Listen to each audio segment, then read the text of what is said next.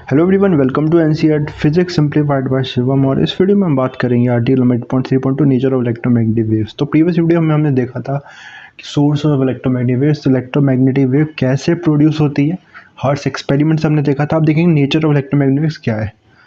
इसमें सबसे पहले तो इलेक्ट्रिक और मैग्नेटिक फील्ड क्या होती है। जो इलेक्ट्रोमैग्नेटिक वेव ऑब्वियसली इलेक्ट्रिक और मैग्नेटिक फील्ड से बनी है और ये एक दूसरे के परपेंडिकुलर होती है। और साथ ही साथ जिस डायरेक्शन में इलेक्ट्रोमैग्नेटिक वेव बढ़ रही है, जिस डायरेक्शन में इलेक्ट्रोमैग्नेटिक बढ़ रही है, उसके भी परपेंडिकुलर होगी।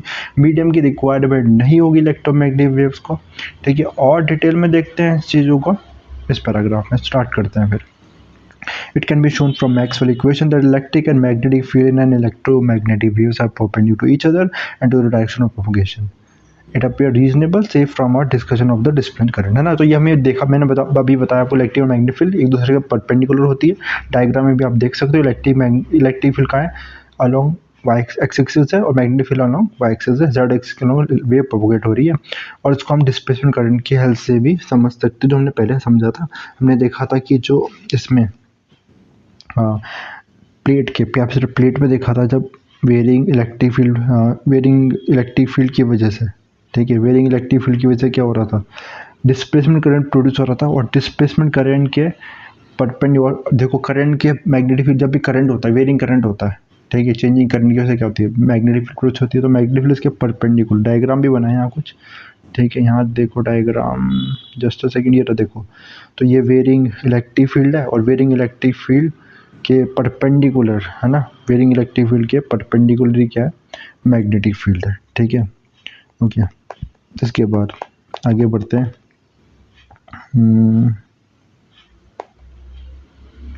यस, तो electric field inside the plate of कैसे directed perpendicular plates, electric field plate के परपेंडिकुलर है। और जो मैग्नेटिक फील्ड इससे वजह से होगी, ठीक है, डिस्प्लेसमेंट करंट की वजह से varying electric field displacement current produce करेगा। और जो वेरिंग डिस्प्लेसमेंट करंट है वो क्या प्रोड्यूस करेगा, वो मैग्नेटिक फील्ड प्रोड्यूस करेगा। ठीक है, मतलब और जो मैग्नेटिक फील्ड है वो किस में, डिस्प्लेसमेंट करंट के परपेंडिकुलर, मतलब आपस में दोनों क्या है, magnetic field electric field perpendicular है। We show a typical example of a plane electromagnetic wave propagating along the z direction. ठीक है, तो ये मैंने समझा रहा इस पैराग्राफ में। ठीक है, ये देखो ई एक्स, तो इलेक्ट्रिक फील्ड वेव है, वेव की इक्वेशन ये होती है ना, ई एक्स जो है ई not sine k z minus omega T. E not क्या है, एम्पलीट्यूड है इस इलेक्ट्रोमैग्नेटिक वेव का, इलेक्ट्रिक फील्ड का, ओके। और के इसका वेव वेक्टर है, okay, wave vector propagation constant, ठीक है। और जेड देखो, जेड आ गया, जेड डायरेक्शन में बढ़ रही है, और ओमेगा इसकी एंगुलर फ्रीक्वेंसी है। ऐसे मैग्नेटिक फील्ड का भी आ जाएगा, B was equal to B naught sine k z minus omega t. Here k is related to the wavelength lambda of the wave by the usual equation k is equal to 2 pi by lambda and omega is the angular frequency। ठीक है, तो यहाँ k यहाँ पर wave vector है, wave vector propagation vector जो बताता है डायरेक्शन ऑफ वेव बताता है, okay. And speed of propagation of wave is omega upon के। ठीक है, speed of propagation omega upon के होगा। ठीक है, using equation 8.7 a and b, ex and by and Maxwell equation, one finds that omega is equal to c k, omega सी के equal है। देखो प्रूव भी कर सकते हैं, हमें ये पता नहीं है वी ओमेगा, ठीक है, फ्रीक्वेंसी, ठीक है, स्पीड ऑफ लाइट होती है वो। अगर सिंपल फॉर्मूला भी देखो मैं, वी इज इक्वल टू, ठीक है, वी इज इक्वल टू क्या होता है, v is equal to f lambda, ये आपको पता है। ठीक है, velocity is equal to frequency into wavelength. यहाँ पर स्पीड ऑफ लाइट, जब लाइट की बात करेंगे, इलेक्ट्रोमैग्नेटिक वेव की बात करेंगे, वो सी हो जाएगा। ये फ्रीक्वेंसी को उन्होंने म्यू से रिप्रेजेंट किया और लैम्डा। ठीक है, तो क्या कर दो, सी इक्वल टू म्यू लैम्डा है। अब सी इक्वल टू म्यू लैम्डा में क्या करो, देखो आप, सी इक्वल टू म्यू लैम्डा, 2 पाई ऊपर नीचे मल्टीप्लाई कर दो, 2 पाई को ऊपर भी मल्टीप्लाई कर दिया और 2 पाई को नीचे भी, तो क्या आएगा, 2 पाई mu is what, omega, 2 pi mu is what, omega, okay. और ये क्या आ जाएगा, लैम्डा अपॉन 2 पाई, ये आ जाएगा 1 अपॉन के, 2 पाई अपॉन लैम्डा के होता है। ठीक है, तो सी आ रहा है यहाँ से, सी आ रहा है ओमेगा अपॉन के, यानी कि ओमेगा क्या आ जाएगा यहाँ से, ओमेगा सी के आ जाएगा यहाँ से, ओमेगा आ गया यहाँ से, सी के आ जाएगा। ठीक है, इस तरह से। ओके, जिसमें सी क्या है, सी इक्वल होगा 1/√μ0 एप्सिलॉन नॉट। म्यू नॉट क्या है, permeability of the free space, और एप्सिलॉन नॉट क्या है, permittivity of the free space. ठीक है, velocity of electromagnetic waves in free space और vacuum is an important fundamental constant. ठीक है, एक इम्पॉर्टेंट कांस्टेंट है ये, इसको यूज़ किया जाता है बहुत ज़्यादा। ठीक है, इसके टर्म्स में ही हम लेंथ को डिफाइन करते हैं, ये कांस्टेंट है। Okay, it has shown by experiment on electromagnetic waves of different wavelength that the velocity is the same to within a few meter per second out of a value of 3 into 10 की power 8। तो different wavelength के लिए जो velocity है vacuum में वो कितनी है, 3 into 10 की power 8। सब इलेक्ट्रोमैग्नेटिक वेव की सेम होती है। The constancy of the velocity of EM waves in vacuum is so strongly supported by experiment, and the actual value is so well known now that it is used to define a standard of length। ठीक है, तो इतना ये इतना important है, और मतलब इसकी वैल्यू यूज़ किया जाता है लेंथ, स्टैंडर्ड ऑफ लेंथ को मेजर करने के। लेंथ को इसके टर्म में डिफाइन, 1 मीटर को इसके टर्म में डिफाइन करते हैं। ठीक है, हम क्या करते हैं, जब भी जो भी ऐसी क्वांटिटी, जो भी हमारी ऐसा यूनिट है, उनको डिफाइन किस टर्म में करते हैं, ऐसी क्वांटिटी जो कांस्टेंट रहे, जिनमें चेंज ना आए टाइम के साथ। ओके, तो ये वेल स्टेबलाइज कांस्टेंट है speed of light. Namely the metre is now defined as the distance travel by light in vacuum in a second time this much. इतने सेकंड में लाइट कितना डिस्टेंस ट्रेवल करती है, इससे define किया metre को। This has come about for the following reason. The basic unit of time can be defined very accurately in terms of some atomic frequency of light emitted by an atom in a particular process। तो basic unit of time को कैसे define किया है, atomic frequency के term में, caesium atom का के हिसाब से करते हैं। ठीक है, तो earlier experiment of C using earlier unit of length convert to a value about this much। Since C is such a strong fixed number, unit of length can be defined in terms of C and the unit of time। ठीक है, तो यही चीज़ बोलिए कि हम क्या कर रहे हैं, जैसे कि लेंथ को पहले तो जो एक रॉड थी वहाँ पर उसके लेंथ के टर्म में लिखा था, लेकिन फिर से वो एक उससे बेटर, जहाँ एक्यूरेट रहे और जो कॉन्स्टेंट है, टाइम के चेंज ना हो। तो टाइम का जो हमने लिया है और स्पीड ऑफ लाइट जो लिए, इसके टर्म में लेंथ को डिफाइन करना एक ज़्यादा बेटर ऑप्शन है। ठीक है, हर्ट्स नॉट, थोड़ा यहाँ पर आपको इसको डिटेल में देखना पड़ेगा इस टॉपिक को। ठीक है, अपने में एक टॉपिक है। ओके, तो उसका मैं लिंक डिस्क्रिप्शन में दे दूँगा, तो आप उसको डिटेल में जानना चाहते हो उसको, ठीक है, तब वो देख सकते हो। Hertz not only showed the existence of electromagnetic waves but also demonstrated the waves which had wavelength 10 million times that of a light wave could be refracted and polarized। तो हर्ट्स ने क्या किया, जो इलेक्ट्रोमैग्नेटिक वेव उन्होंने develop करी थी, ठीक है, प्रोड्यूस करी थी एक्सपेरिमेंटली, वो भी दिखाया कि लाइट के अलावा भी जो दूसरी वेव है, ओके, वो भी क्या कर सकती है।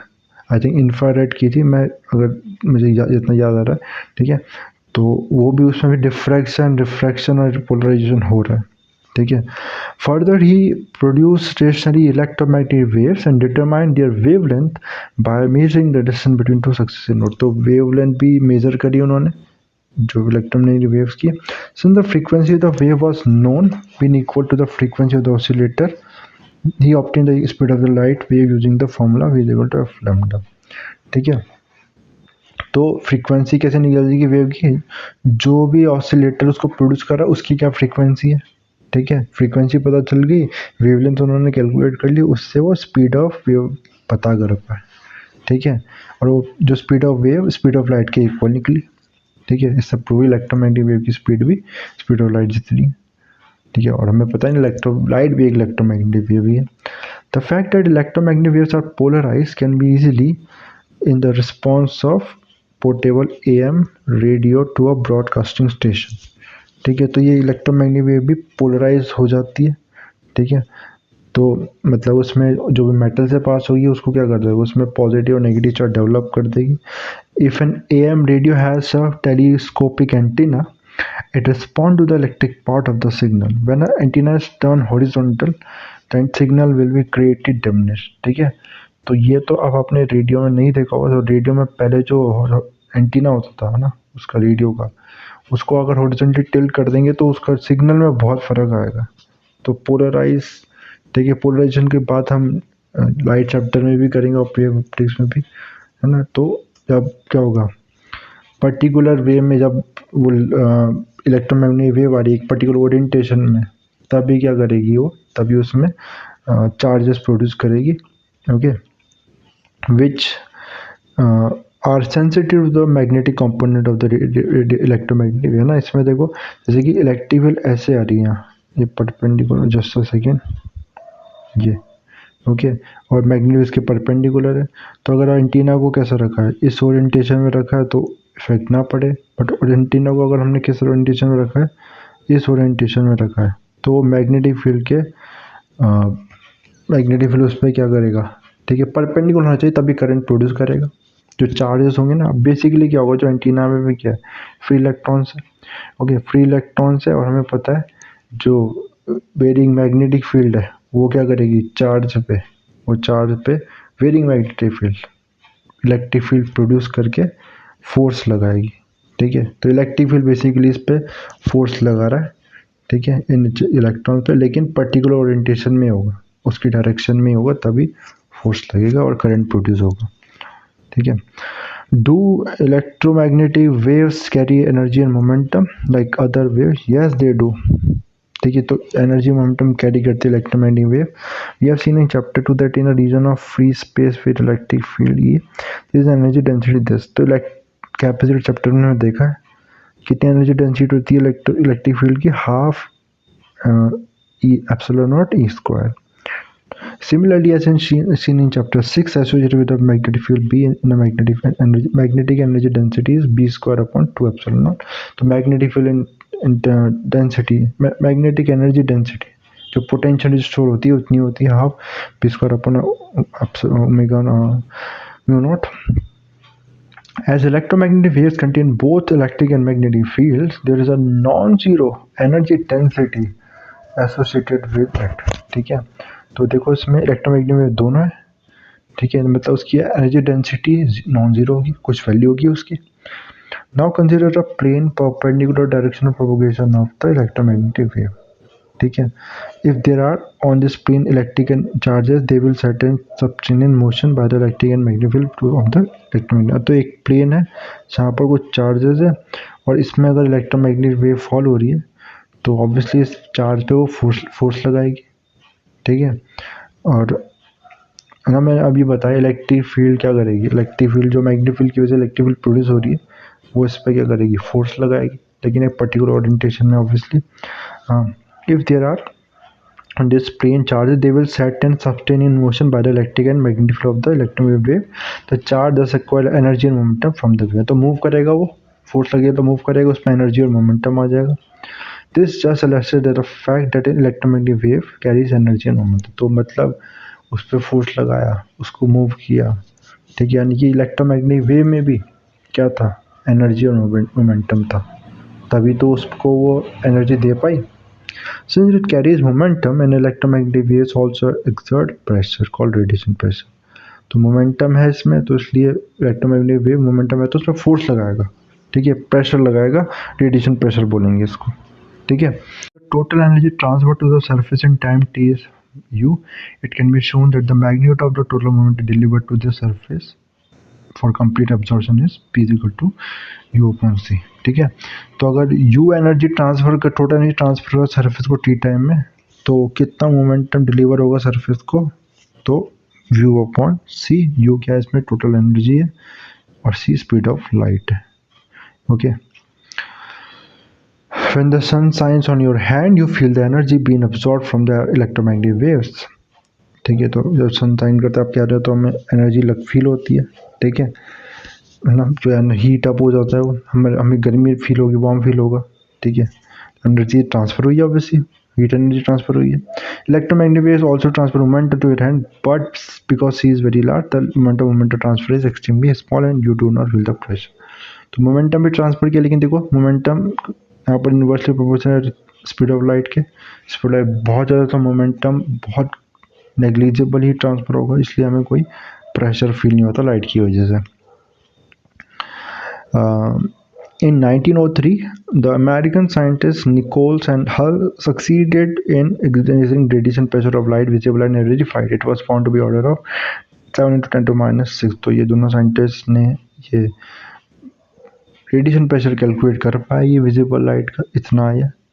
Thus, on the surface of area 10 centimeter square, the force due to radiation is about only 7 × 10⁻⁹ Newton. तो 10 सेंटीमीटर स्क्वायर के एरिया में इतना 10⁻⁹ मतलब नेग्लिजिबल प्रेशर इसमें, फोर्स इसमें लगेगा जो नेग्लिजिबल है.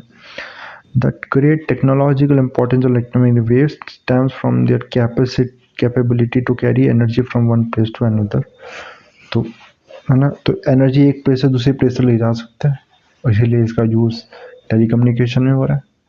जो सिग्नल भेज रहे हैं, ठीक है, जो हम बोल रहे हैं, ठीक है, ये मोबाइल फ़ोन के थ्रू, इलेक्ट्रोमैग्नेटिक वेव के थ्रू आप तक दूसरे पर्सन तक पहुंच पा रहा है, एनर्जी तो पहुंच पा रही है. The radio and TV signal from broadcasting station carry energy, तो एनर्जी कैरी करती है signals. Light carries energy from the sun to the earth, thus making life possible on. तो एनर्जी ट्रांसफ़र हो रहा है इलेक्ट्रोमैग्नेटिक वेव के through, जिसने life हम इस पर लाइफ पॉसिबल भी बनाया और बहुत सारी लाइफ ईजी भी बनाई है. ठीक है, तो हमने इसमें एक बार समराइज़ कर लिया क्या क्या चीज़ें पढ़ी. हमने प्रॉपर्टीज पर इलेक्ट्रोमैग्नेटिक परपेंडिकुलर तो इलेक्ट्रिक फील्ड मैग्नेटिक फील्ड एक दूसरे और डायरेक्शन ऑफ प्रोपगेशन के, ठीक है, और इसकी वेलोसिटी देखी म्यू अपॉन के स्पीड ऑफ प्रोपगेशन था. ठीक है, और कैसे रिलेट है ये इलेक्ट्रिक फील्ड और मैग्नेटिक प्रॉपर्टी पर डिपेंड करती है मीडियम की.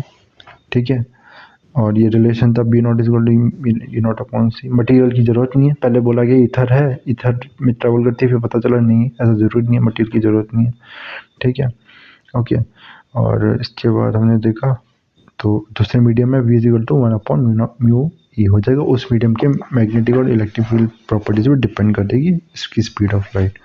ठीक है, और इसके बाद speed of light important parameter है बिकॉज ये कांस्टेंट रहता है, इसलिए हम क्या करेंगे लेंथ को भी इसके टर्म में लिखते हैं. ओके, और हर्ट्ज ने फिर इसको शो किया था, और ये भी हर्ट्ज ने ये भी शो करके दिखाया कि उसकी स्पीड लाइट की इलेक्ट्रोमैग्नेटिक वेव जो उन्होंने प्रोड्यूस की थी एक्सपेरिमेंटली, वो स्पीड ऑफ लाइट के इक्वली आ रही थी. ओके, और इलेक्ट्रोमैग्नेटिक वेव पोलराइज कर देगी. ठीक है, मतलब क्योंकि वो क्या करेगी, अगर एक मेटल है उसमें चार्जेस करंट प्रोड्यूस करने की कैपेबिलिटी रखती है. ठीक है, और मोमेंटम कैरी करती है और एनर्जी कैरी करती है, एनर्जी डेंसिटी, जो कि इलेक्ट्रिक फील्ड और मैग्नेटिक फील्ड है, एनर्जी डेंसिटी कैरी करती है, मोमेंटम कैरी और रेडिएशन प्रेशर होता है उनका. ठीक है, और कितना प्रेशर मोमेंटम कैरी करेगी वो. ठीक है, तो U/C एनर्जी जितना है, जो is energy divided by C, क्योंकि C की वैल्यू बहुत ज़्यादा है इसलिए रेडिएशन प्रेशर बहुत कम होगा. ठीक है, एनर्जी तो हम फील कर पाते हैं. ओके, और ये मेजर भी कहता है एनर्जी डेंसिटी कितना है, और ये इंपॉर्टेंट पार्ट है बिकॉज ये एनर्जी ट्रांसफ़र करिए, एनर्जी एक प्लेस से दूसरे प्लेस में ट्रांसफ़र करिए इनके थ्रू हो रहा है, इससे लाइफ पॉसिबल है अर्थ में, और हम टीवी रेडियो वगैरह बहुत सारी चीज़ें इसी वजह कर पाते हैं. ओके, तो मैंने ट्राई किया इस वीडियो को समराइज़ करने का, समझाने का. ठीक है, आई होप कि ये वीडियो आपको समझ में आएगा. अगर समझ में आए तो प्लीज़ वीडियो को लाइक और शेयर सब्सक्राइब करना. ठीक है, अगले वीडियो में हम इलेक्ट्रोमैग्नेटिक स्पेक्ट्रम की बात करेंगे. ठीक है, ओके, तो थैंक्स फॉर वॉचिंग.